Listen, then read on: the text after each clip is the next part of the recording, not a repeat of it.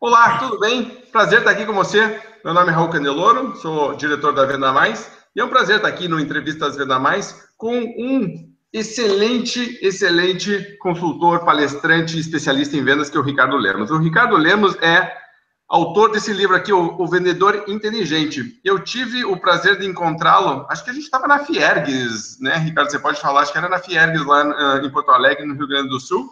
A gente bateu um papo, uma pessoa muito gente boa, um grande estudioso, amante das vendas. Ele estava me falando que ele tem aí uma biblioteca aí atrás, muitos dos livros são meus, fico agradecido, honrado por isso. Ricardo, dá um oi aí para o pessoal que está nos assistindo aqui, o pessoal da Venda Mais, conhecendo agora melhor o teu trabalho, e se apresente rapidamente, conte para a gente quem que é, como que você chegou aqui, e depois a gente vai falar aqui sobre o teu livro, tá bom? Ótimo, maravilha. Pô, obrigado, Raul, pela essa oportunidade. Olá a todos que estão, você que está me vendo agora, em algum lugar do planeta, em algum horário, né? Hoje a gente online, a gente fica conectado de qualquer maneira, talvez está no tablet, pode estar no celular, pode estar no seu desktop, enfim. Mas legal você estar aí. Vou compartilhar um pouquinho da minha experiência aí, que estou quase fechando 20 anos na área de vendas, né? Tive uma agência de propaganda por 12 anos, vendo serviços até hoje, né? Na área de consultoria, treinamento e palestras.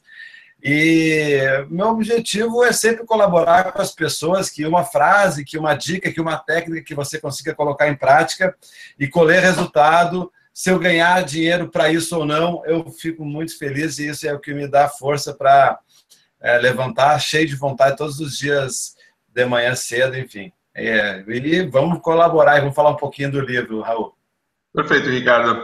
Sabe que uma das coisas que a gente tem falado muito sobre isso é essa coisa de senso de missão e de propósito tão importante na vida das pessoas. Se você consegue ganhar dinheiro com ela, ótimo, mas a pessoa que tem realmente um senso de missão, um propósito, continua ajudando e continua fazendo porque é natural dela, não é simplesmente porque estão me pagando ou não. E aqui nesse caso especificamente, por exemplo, você está aí divulgando o seu trabalho todo, mas está nos ajudando dentro da Venda Mais a cumprir essa missão. Vamos falar sobre uma pergunta que você me comentou que sempre te fazem. O teu livro se chama O Vendedor Inteligente, e aí te fazem essa pergunta. Afinal de contas, quem é que é o vendedor inteligente? E seria outra pergunta que eu adoraria fazer. Quem que é o vendedor não inteligente? Então, como que a gente separa um do outro?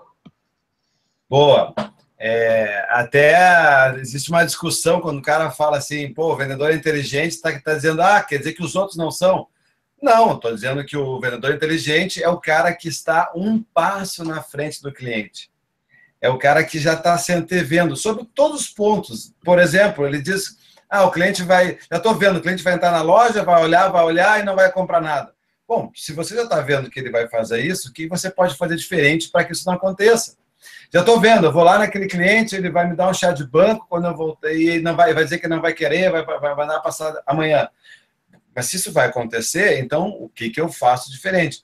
Então, a grande sacada é que o vendedor inteligente, ele está um passo na frente do cliente, porque nós, seres humanos, somos muito semelhantes, porque o amor é amor em qualquer lugar do planeta, raiva é raiva em qualquer lugar do planeta. Independente se a gente vende produto, serviço, enfim. E muitas vezes o comportamento do cliente acaba tirando o vendedor do seu centro, né? Então aí entra a primeira grande estratégia da venda inteligente, que é adaptar-se ao que não muda. Então o vendedor inteligente é o cara que se adapta àquelas coisas que não mudam. Ele tem inteligência para perceber o que não está mudando e ele precisa se adaptar. Por exemplo, vou visitar aquele cliente arrogante. Bom, eu já sei que ele é arrogante. Como é que eu vou lidar com esse cara arrogante, né? E aí você perguntou quem é o cara que não é inteligente. Vamos dizer assim, na minha visão, é o cara que usa demasiadamente esforço. É o cara que trabalha demais.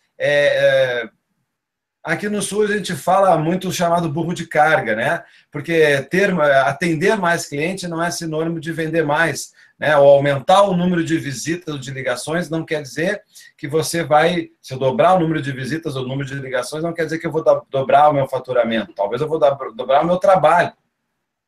Então, o não inteligente é aquele cara que não usa, que não para analisar, para enxergar um pouco lá na frente, antes de começar a arregaçar as mangas e ir à luta, por exemplo. Tem muito a ver com a questão da preparação, né? Tanto preparação da venda quanto a preparação dele mesmo, principalmente emocional, porque muitas vezes os desequilíbrios do vendedor não inteligente acaba fazendo com que ele perca a venda e ele não faz valer todo o seu empenho.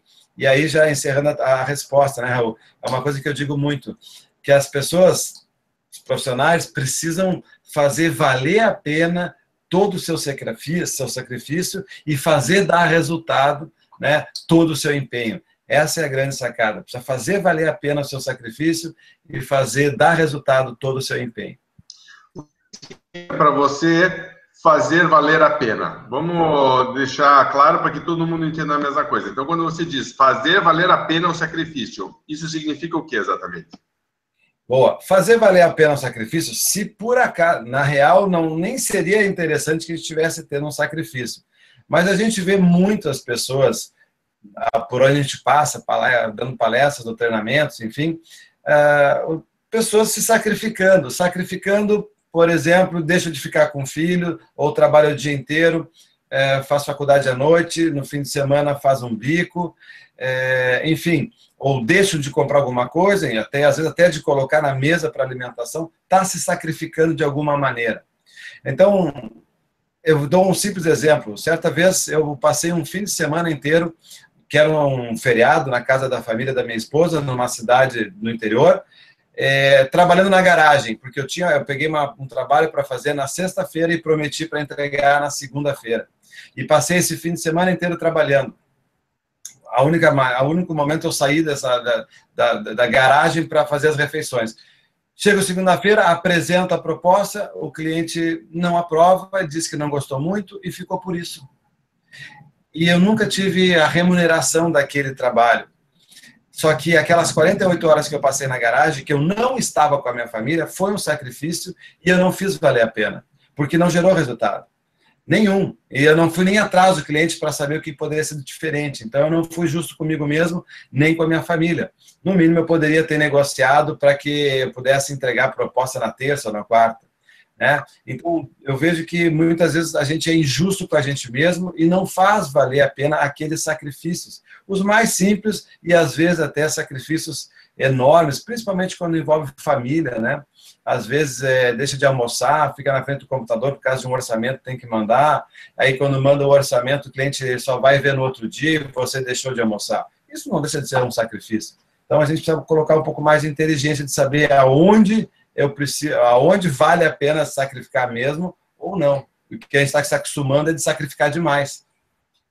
Entendi. Verdade. Principalmente quando você começa a falar de um mercado aí com uma economia recessiva e uma crise e as vendas começam a diminuir, você começa a ver realmente que muita gente fica afobada e ansiosa nessa hora e acha que talvez, né, fazer mais é a solução. E uma das coisas que eu tenho dito é, ok, fazer mais pode ser muitas vezes a solução, mas muitas vezes tem que parar, respirar e dizer, calma, fazer mais do quê? Porque senão acontece justamente isso, você começa a trabalhar mais horas, você começa a fazer mais atividades, mas no fundo a única coisa que você está fazendo é acelerando a improdutividade e a ineficiência, porque você continua sendo improdutivo e continua sendo ineficiente.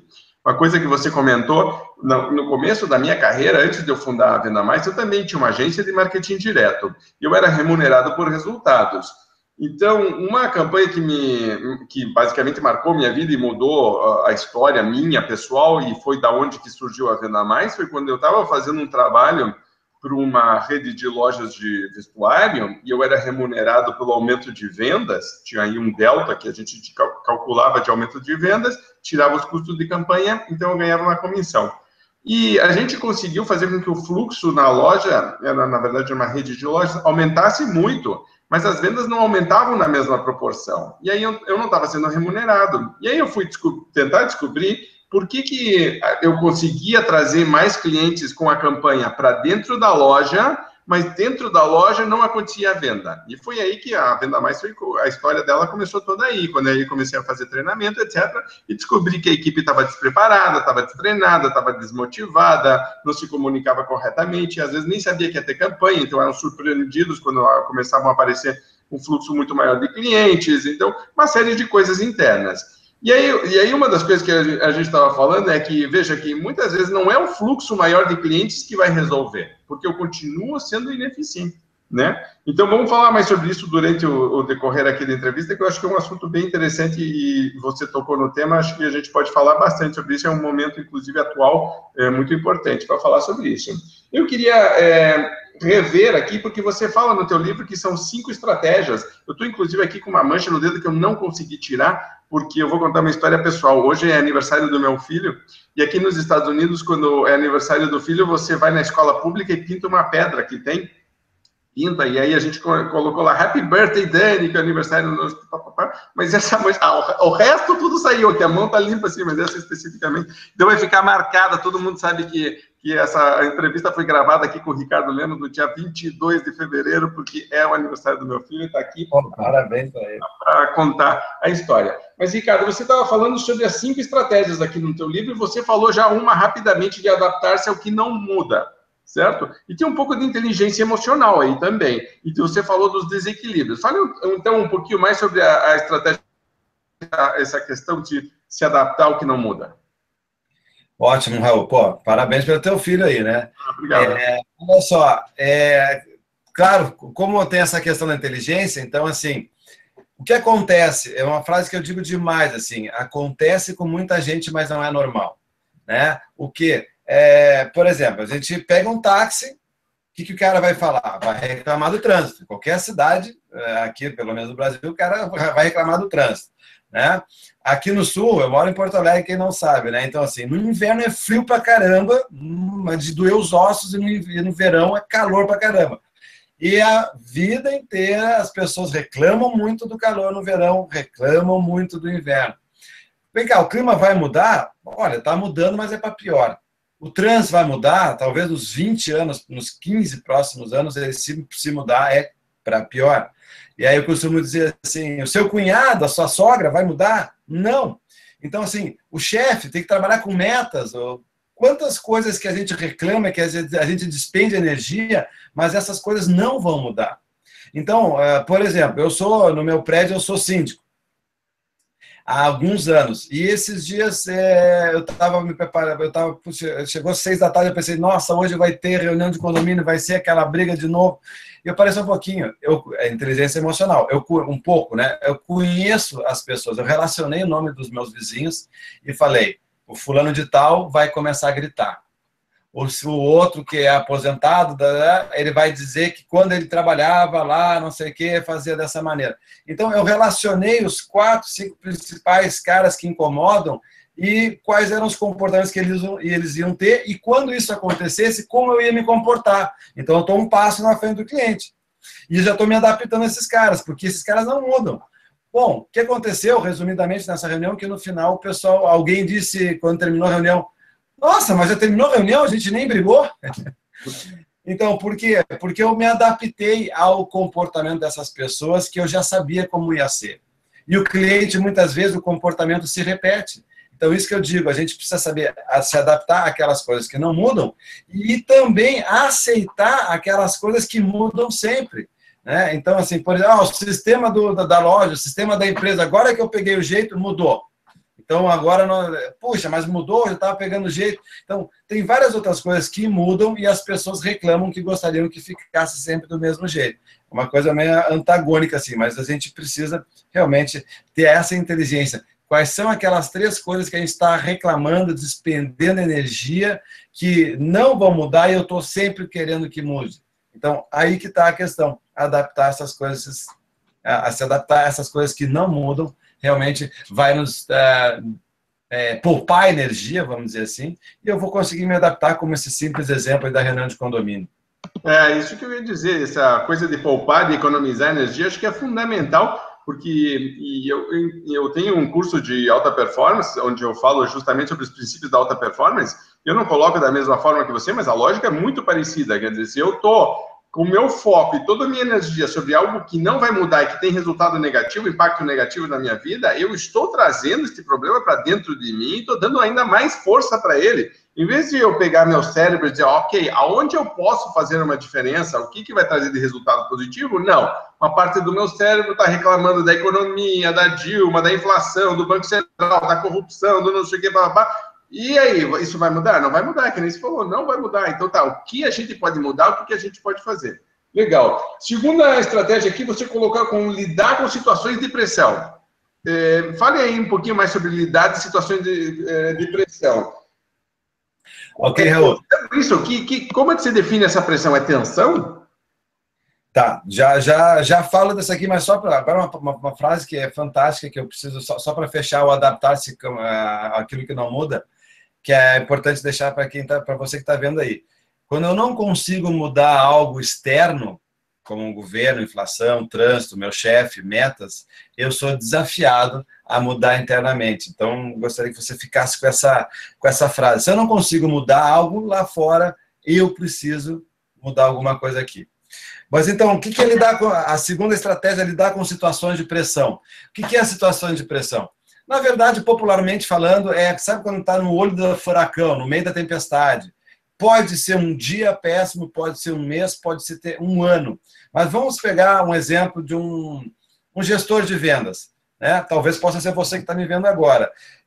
Há tempos atrás, você tinha uma região, ou conhece alguém que passou por isso. Tempos atrás, o cara atendia uma região. Ele era solteiro, morava com os pais e atendia uma região. Passou um tempo, ele casou. Mais um tempo, ele teve filho.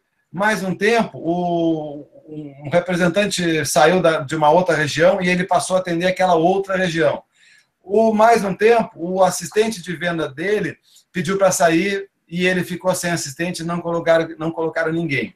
Sem contar que o filho está crescendo, agora tem escola, talvez ele enfrentou uma situação financeira desagradável, talvez teve um problema de saúde na família duradouro e ainda está fazendo faculdade de noite. O que eu quero dizer com isso? Que aos pouquinhos a gente vai tendo mais atividade, mais situações, mais compromissos.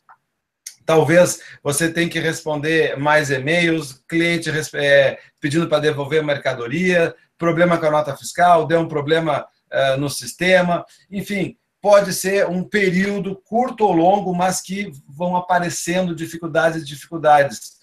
O que faz isso? Isso vai criando uma névoa, isso é como se fosse, aí deve chamar de fog, aí, né?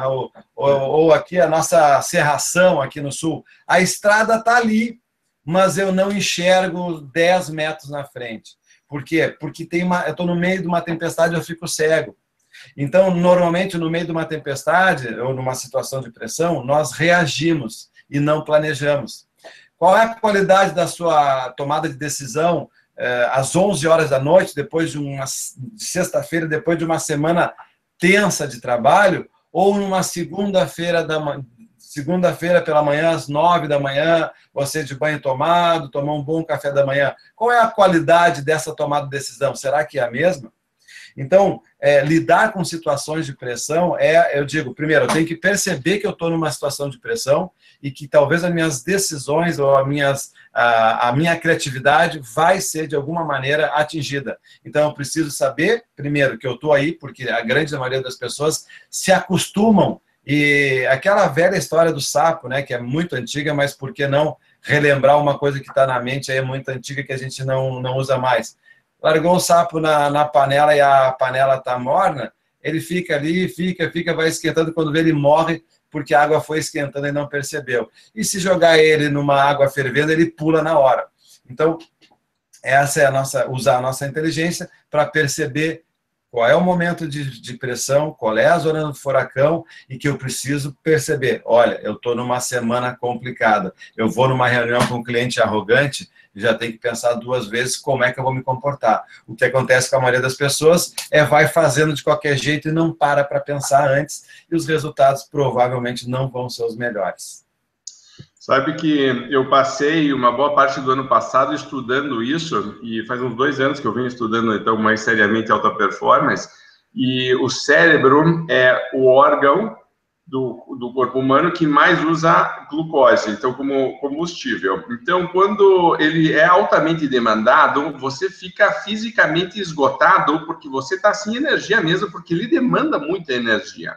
E o que acontece quando tem pouca energia disponível, porque você usou ela durante o dia inteiro, a tua disciplina cai, por exemplo. Então, vamos dizer, é muito comum você vem mantendo uma rotina de alimentação correta durante o dia inteiro. Pode ver que no café da manhã todo mundo faz a dieta fantástica, tudo fantástico. No almoço certinho, não sei que na tarde começa assim, de noite já começa, porque a pessoa já está cansada, tomou muitas decisões. E uma vez eu estava lendo uma rotina que o presidente Obama, o Barack Obama tem, que é a roupa dele já está escolhida, pré-definida no dia anterior, porque ele não quer gastar energia mental, e é uma decisão consciente dele. Ele diz, eu já sei o que eu vou vestir, o dia dele está todo programado, porque ele diz, eu não quero ficar gastando energia e tempo com coisas do dia a dia.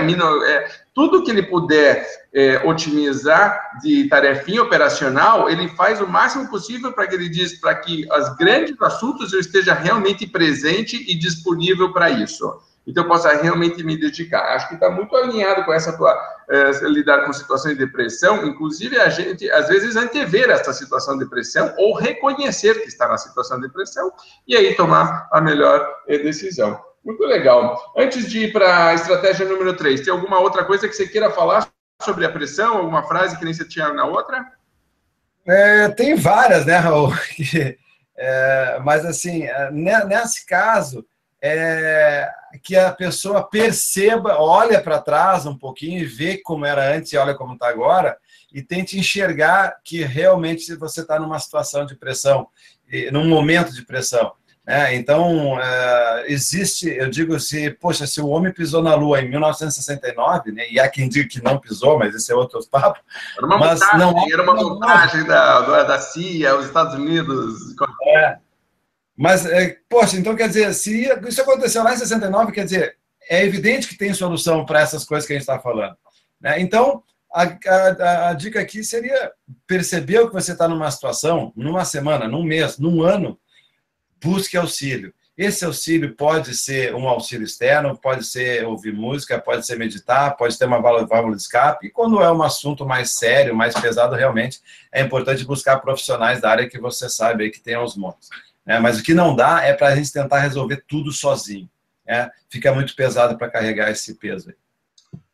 Eu chamo isso da síndrome de Atlas, que vai carregando o mundo nas costas, e ninguém lembra que Atlas era um titã que perdeu a guerra contra os olímpicos, e aí é castigado, e para o resto da vida tem que carregar o mundo nas costas. Então as pessoas veem com um ato de heroísmo de carregar, mas não é um castigo. Atlas, se pudesse, passaria para frente isso. E uma das coisas que eu estava pensando que acho que tem que ter muito cuidado nessa situação de pressão é quando a minha vida vai ficando pressionada em muitas áreas, principalmente no trabalho. Por exemplo, a gente está passando por um momento econômico que demanda mais da área comercial, então cria uma certa pressão, uma tensão maior. Muitas vezes, a gente leva isso para casa também, e aí cria uma tensão em casa que não é de verdade, não está acontecendo nada de verdade errado na casa. Não tem nada errado com os relacionamentos com a família, mas é que a gente é que trouxe uma carga de fora e colocou essa carga de fora, e agora essa família reage. Principalmente se os outros membros da família também estiverem pressionados ou tensos de alguma outra forma.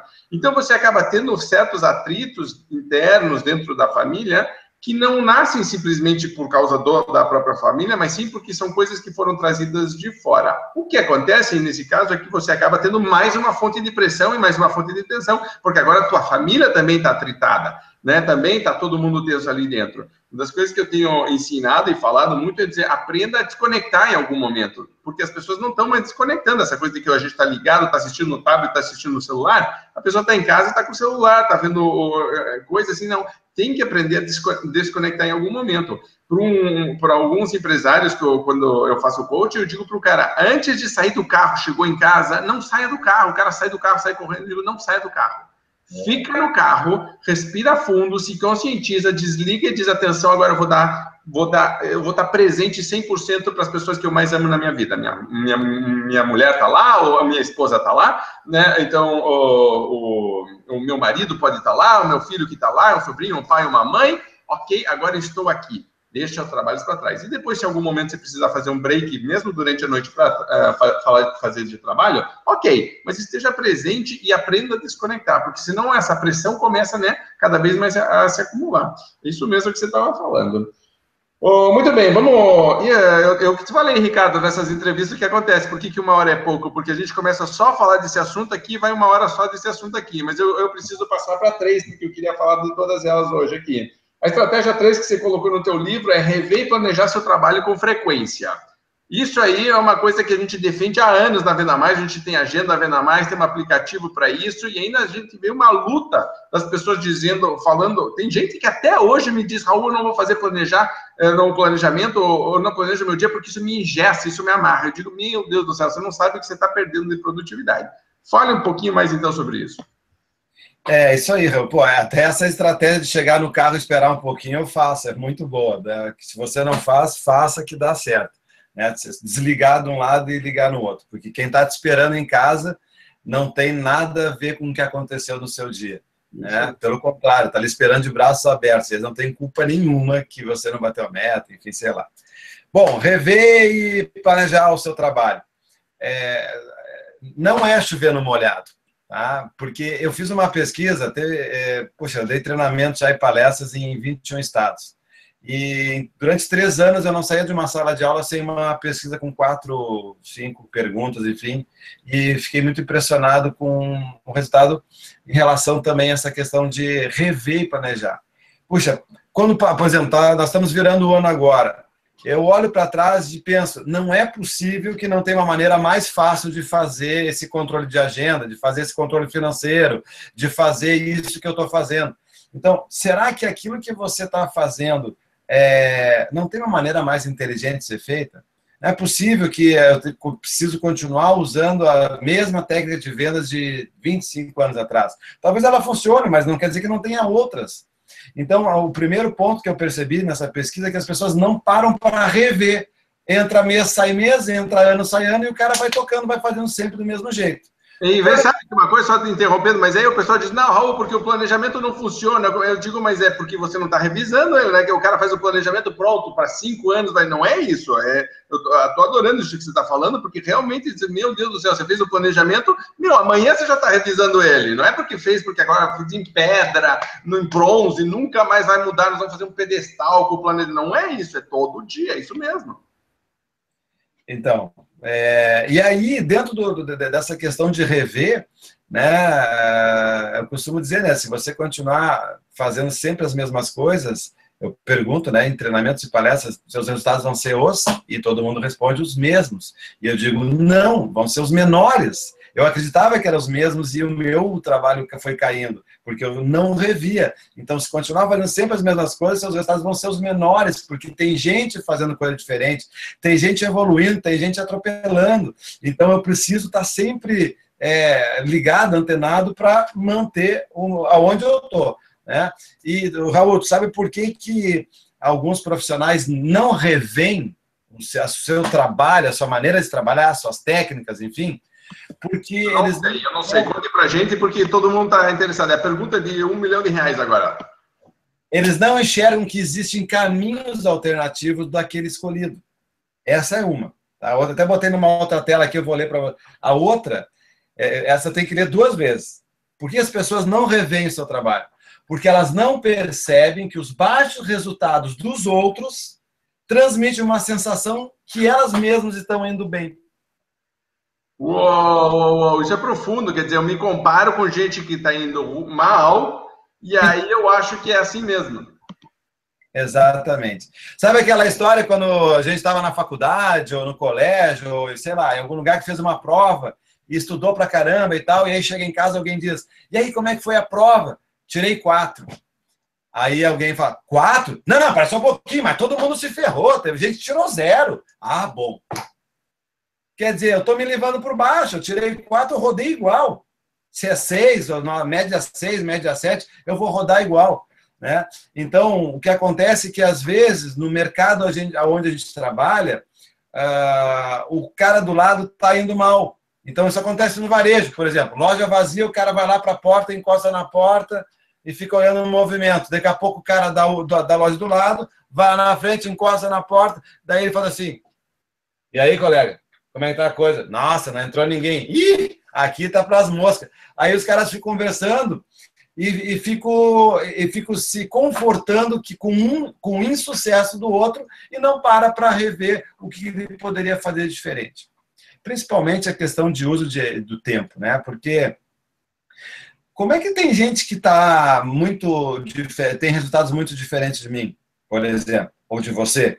Porque essa pessoa usa de maneira diferente as 24 horas. Graças a Deus, as 24 horas são as mesmas para todos. Já imaginou se o cara nascesse, esse vai receber 12 horas, esse vai receber 20 horas, esse 36. Ia ser muito injusto. Mas não, são 24 horas para todos. Então, tem gente que está tendo resultados melhores que a gente porque eles estão usando melhor, de uma maneira mais inteligente. E eu tenho certeza que eles estão olhando para trás e estão revendo o que ele pode fazer diferente.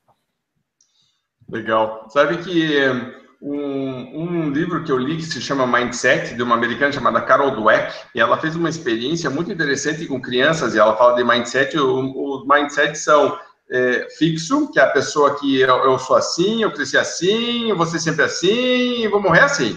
E a outra que se chama de incremental ou de crescimento, que diz, espera aí, como que eu posso melhorar? Então, a filosofia do Kaizen, de que hoje é melhor do que ontem, amanhã é melhor do que hoje, essa pessoa continuamente procurando se desenvolver.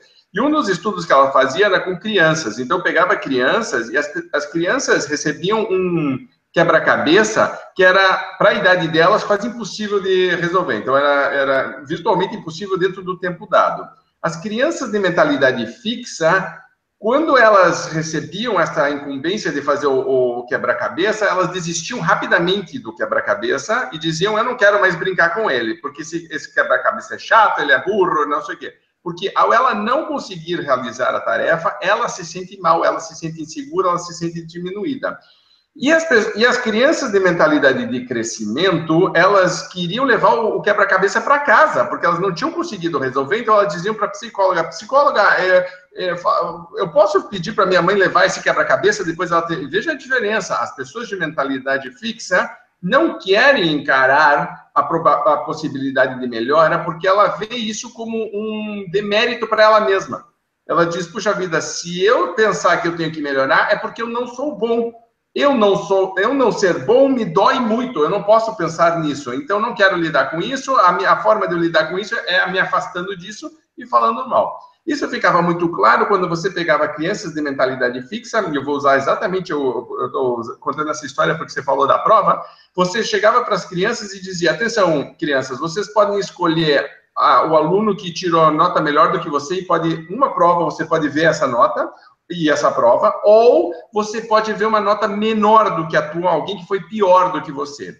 Crianças de mentalidade fixa, invariavelmente, pegam a nota mais baixa, porque isso valida quem elas são. Elas dizem, como você falou, eu tirei 4, mas tem gente que tirou 3, eu fui melhor do que elas.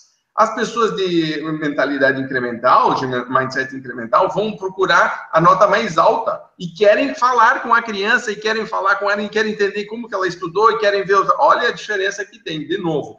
Mas eu tenho que estar aberto a esse processo de melhoria, porque aí tem um processo psicológico bem profundo de dizer, espera aí, eu estou aberto realmente a rever o meu planejamento, porque muita gente diz, eu planejei isso, eu falei que eu ia fazer, sei lá, vamos dar um exemplo típico, fazer tantas ligações, eu ia converter tanto em venda, isso ia me dar um faturamento de X no final do mês. Começa a não acontecer isso, a pessoa, em vez de rever o que está sendo feito e questionar o que está sendo feito para tentar melhorar ela começa a se questionar. É muito diferente. Uma coisa é eu me questionar e a outra é o questionar o que eu estou fazendo. Então, essa separação que você está fazendo tem tudo a ver com alta performance. É exatamente isso que a gente trabalha no coach.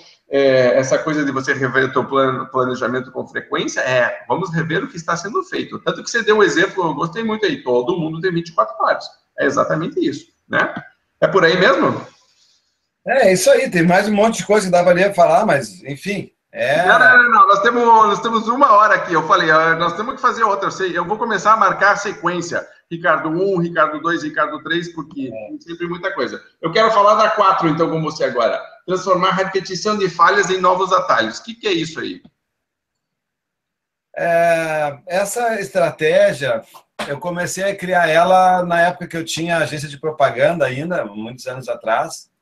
E chegou no final de dezembro, normalmente, pelo menos no meu negócio lá, a gente já tinha feito todas as campanhas, tudo que tinha naquela semana depois do Natal, entre Natal e Ano Novo, para a gente era calmo.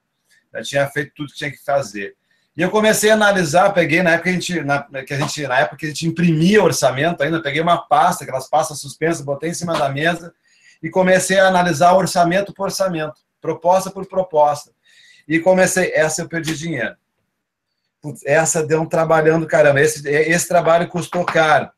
Porque tem o dinheiro fácil, tem o dinheiro difícil, né? Todos eles sendo honestos, mas mesmo assim. E aí comecei a perceber que eu estava tendo repetições de falhas. Mas esse problema repetiu.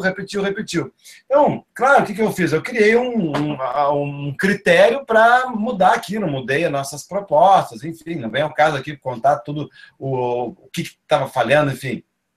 Mas quantas vezes na empresa o cara diz assim, já estou vendo que vai acontecer tal coisa, porque aconteceu 2, 3 vezes, aí quando acontece o cara vai e fala, viu, eu disse?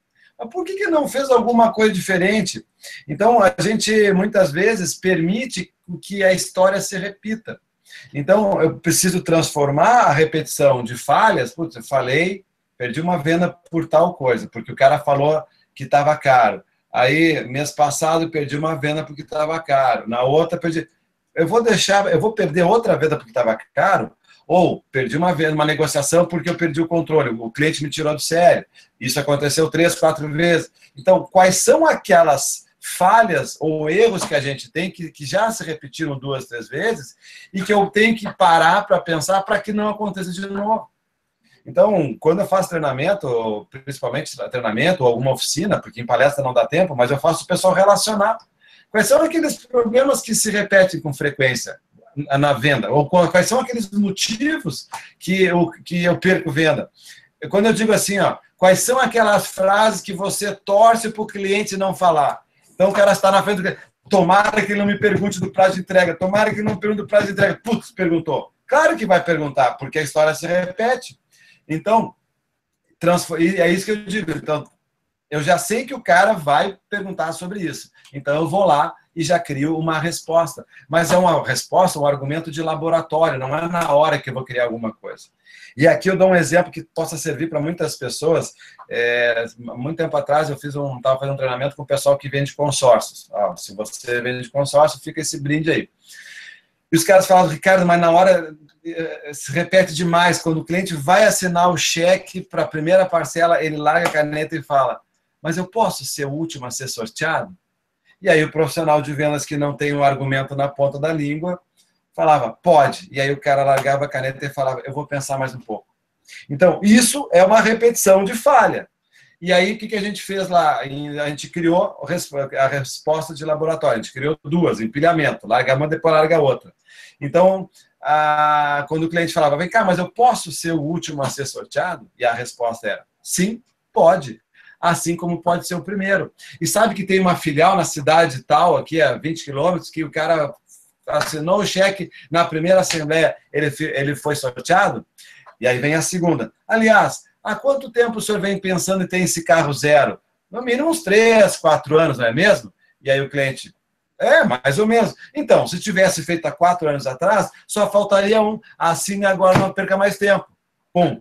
Isso aí, Raul, aumentou em torno de 30% o fechamento, aquelas falhas que aconteciam sumiram em torno de 30%. Né? Quer dizer, crio uma resposta em laboratório e transformo a repetição de falhas em novos ataques. Não sei se deu para pegar amanhã. Você vê que, de novo, a gente está voltando a falar de uma coisa que é interessante, porque... E volta lá na primeira pergunta, que era sobre adaptar-se ao que não muda, porque muita gente encontra uma objeção e encontra a objeção, e aí sai e reclama da objeção, fica torcendo para a objeção não aparecer. E você diz, meu Deus do céu, não é possível. Você não pensou que talvez tivesse uma saída diferente, tivesse uma coisa diferente? A gente tem artigos, por exemplo, sobre objeção a preço na Venda Mais, deve ter fácil uns 100. Fácil, nesses 20 e poucos anos que tem de Venda Mais, se você procura assim, como lidar com objeções a preço. Mas o pessoal acho que não procura, eu não sei o que eles ficam, devem ficar assistindo vídeo no Facebook, no YouTube, assim, mas porque parece que aquele problema não tivesse solução. Essa questão de você entender que esta repetição não é normal, né? Porque as pessoas meio que se acostumam com ela e dizem, não, é assim mesmo, paciência, então não tem solução.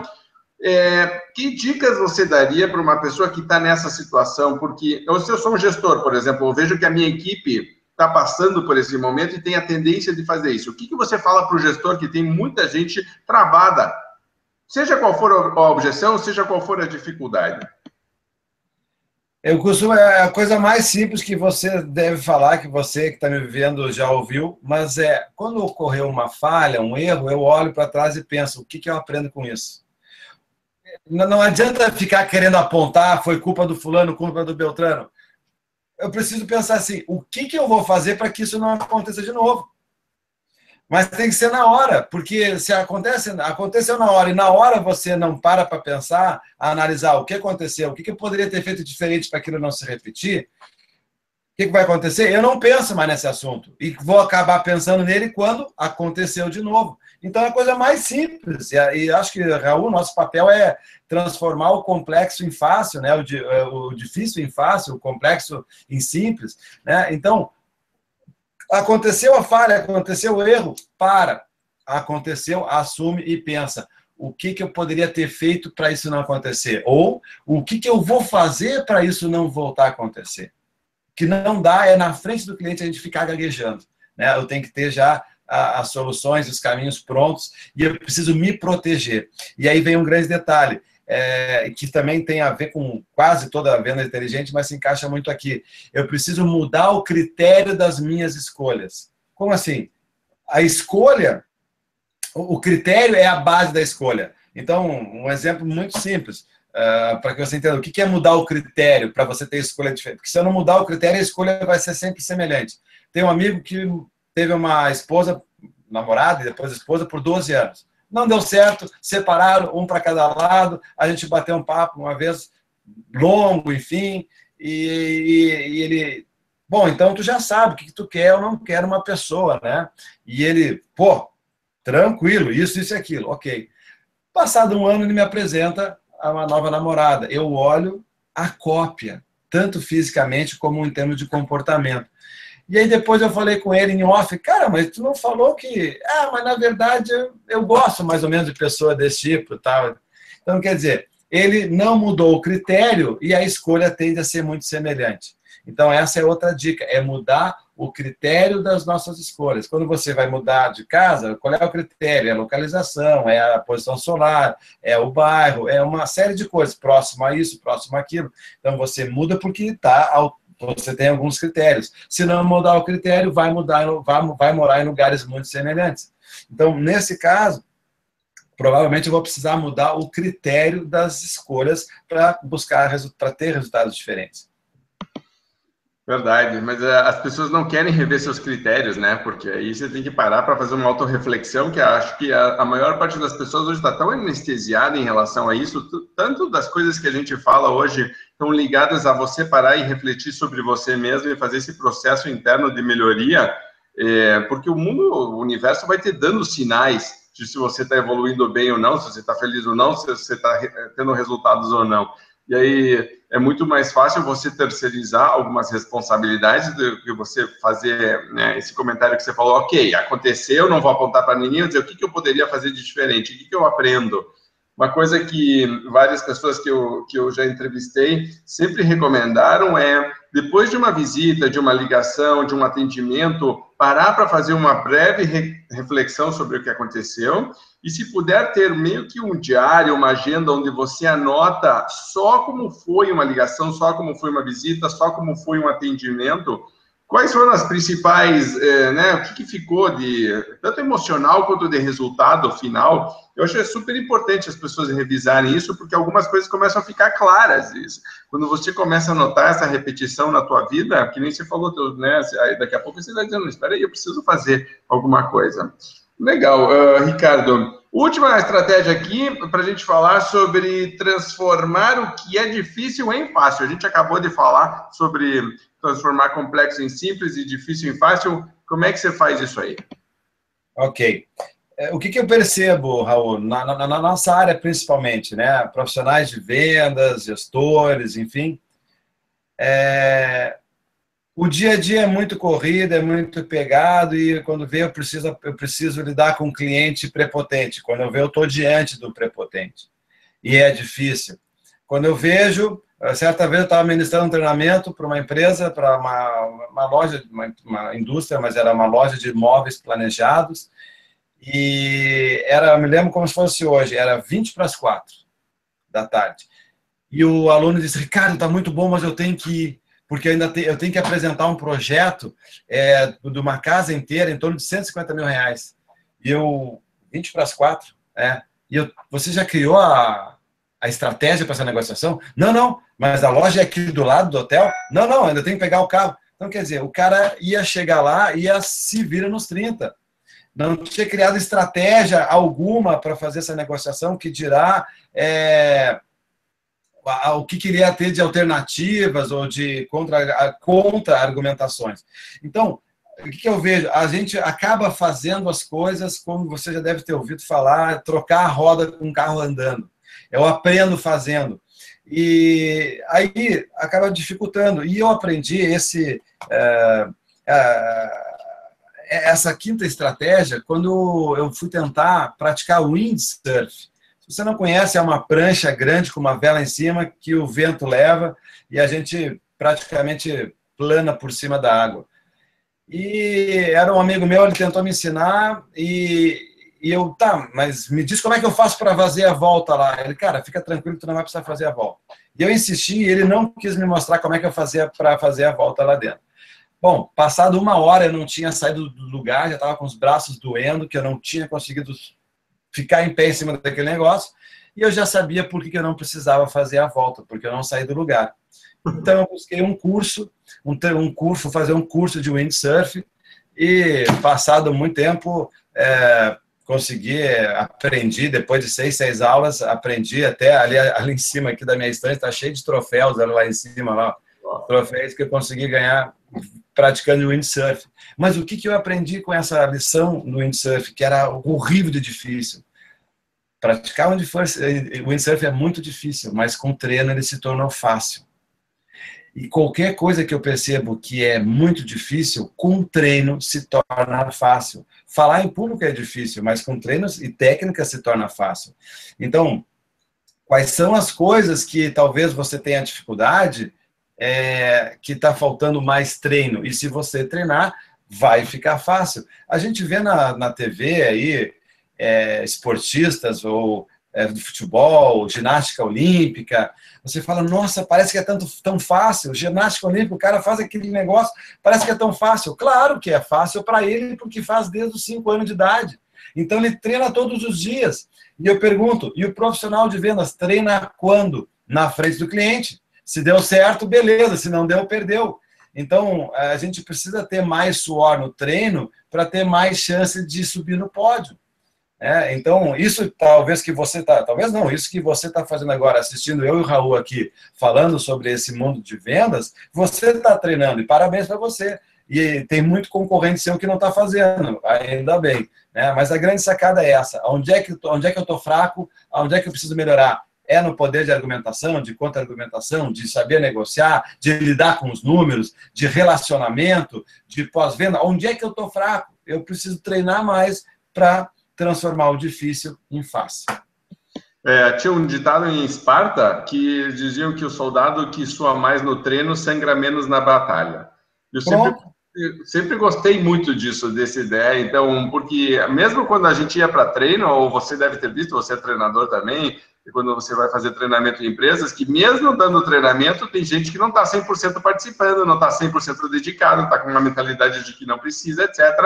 E a gente que está... Não é que a gente está vendendo isso porque realmente a gente só quer... Não é, a gente realmente acredita nisso, a gente pratica isso, a gente faz na nossa vida, a gente vê os resultados e a gente diz para as pessoas, é isso que precisa fazer. Não é, a motivação, eu sempre falei, ela é maravilhosa, você precisa ter tudo na tua vida, mas ela não traz competência automaticamente. A pessoa não pode confundir motivação com competência. Ah, eu quero uma equipe motivada. Eu digo, ótimo, maravilha. E competente você não quer também? Quero. Então, vamos fazer as duas coisas? Sabe? Não adianta só fazer uma. Essa questão é fundamental. Principalmente quando eu vejo, outro dia eu gravei um vídeo mostrando de um cliente meu que disse que as vendas tinham caído em 40%, aí eu gravei um vídeo para mostrar justamente o que estava acontecendo. O que estava acontecendo era basicamente um número menor de oportunidades aparecendo, então é uma empresa que vende pelo telefone, menos clientes entrando em contato, e ao mesmo tempo desses contatos que estavam, uma quantidade menor estava fechando, e dessa quantidade menor que estava fechando, o valor médio de compra também tinha diminuído. Então você tinha a tempestade perfeita no funil de vendas. Lá em cima entrando menos gente evoluindo de contato para fechamento, e do fechamento um valor médio menor ainda, então as vendas basicamente tinham caído quase pela metade, né, 40%. E aí quando eu abri esses números, eu falei, não, o que está acontecendo é isso aqui. O cara falou, finalmente me deu uma luz, e aí ele falou, mas como é que eu resolvo isso aqui? Eu falei, lá em cima, no funil, é marketing, você vai, porque o modelo dele era esse, não é a equipe que prospectava, é o marketing. Agora, aqui internamente é treinamento. Né? Treinamento é isso que vai resolver, vai fazer trabalhar mix, dar menos desconto, vender valor, etc. Esse é o treinamento. Inclusive, eu acho que o treinamento reforça todas as outras estratégias que a gente falou. É verdade.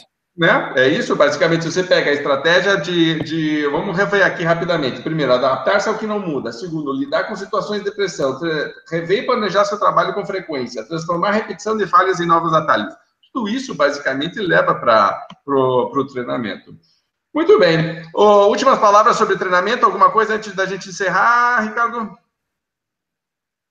Não. Nada. É isso. Eu sei que você teria, mas... Muito mais nada. Muito mais nesse momento.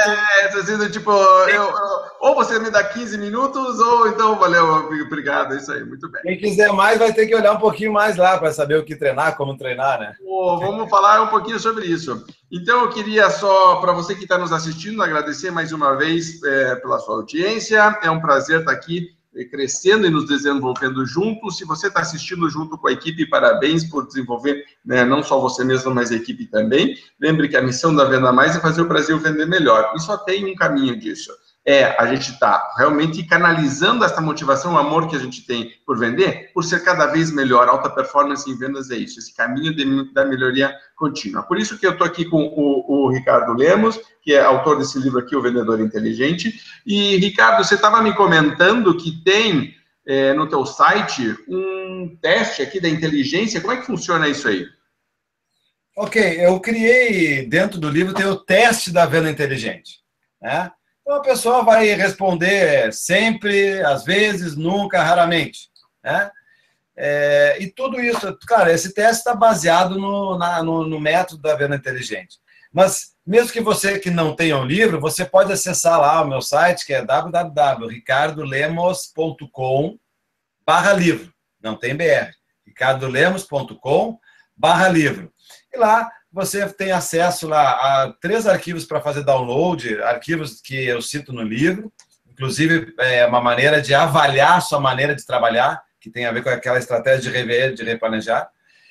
Também tem uma ferramenta para analisar as suas ferramentas de vendas. Como é que estão as suas ferramentas de vendas? São sempre as mesmas? Entrega o cartãozinho riscando o nome ou riscando o número, dizendo que mudou o número, ou falta uma calculadora, enfim. Tem uma ferramenta lá para você avaliar suas ferramentas de vendas e tem o acesso ao teste da venda inteligente, que você vai clicando, vai dar uma pontuação e lá embaixo vai dar um ranking e vai ter um recadinho para você, se está muito bem e tal. Então, para cada ranking que você fica, né, uma pontuação, ele vai dar automaticamente um recadinho, um comentário para você.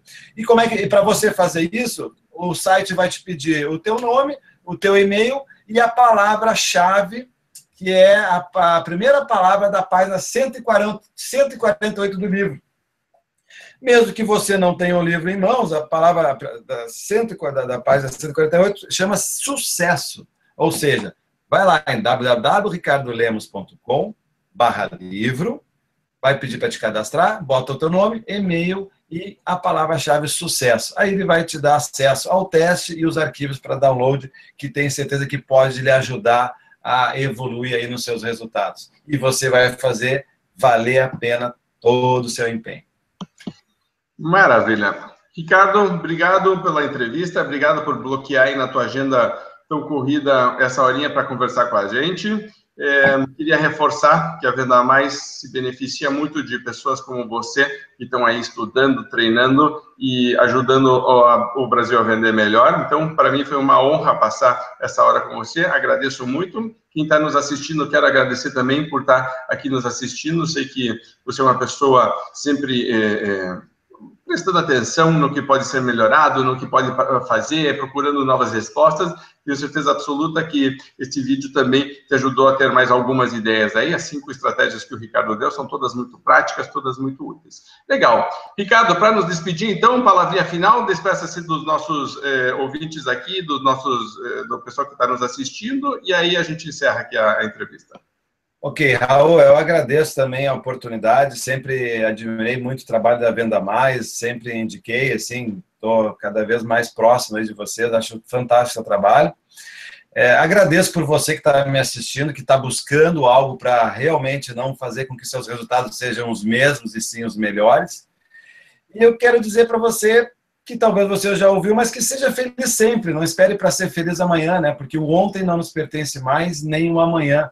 Não adianta ficar esperando o dia que eu for promovido, o dia que eu ter meu carro, o dia que eu fizer a minha faculdade, o dia que eu tiver minha casa própria, esperar para ser feliz. A gente não sabe que dia isso tudo vai terminar. Então, que a gente seja feliz hoje, né? E faça valer realmente todo o seu empenho, porque tudo isso que você aí, Raul, eu aqui, você que está me assistindo, tudo isso que a gente está fazendo é porque existe alguém nos esperando lá em casa, né? Ou filhos, marido, esposa, familiares, amigos, ou não tem ninguém, então eu tenho sonhos me esperando. Então, toda essa dedicação vale a pena pelos nossos sonhos e pelas pessoas que nos rodeiam.